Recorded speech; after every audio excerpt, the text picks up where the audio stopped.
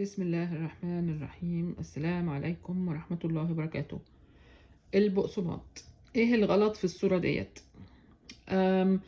الاتنين اللي لونهم غامق هناك دول لونهم مختلف عن بقية البقسماط، لانه انا عملته على 3 مرات، سويته على 3 مرات، ففوجئت بيه ان هو في المرة الثالثة كل مرة كان بياخد مني حوالي من 12 ل 15 دقيقة.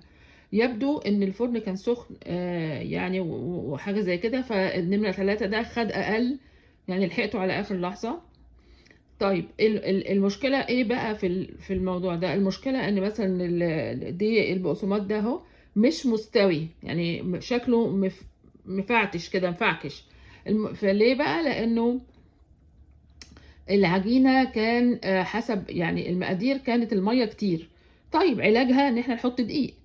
انا ما حطيتش بقى الحقيقة، انا ماليش في الخبيث والكلام ده، المهم يعني فلما ما حطيتش اصبح شكلهم مش مستوي كده، وده مش اشكال. المهم الطعم بقى هنا هو العملية فيه ان انت الانسان لو عجن العجين كتير على كلامهم بيطلع معرفش ان هو بيبقى مقرمش، ما عجنوش كتير بيطلع ان هو طري وعامل زي العيش.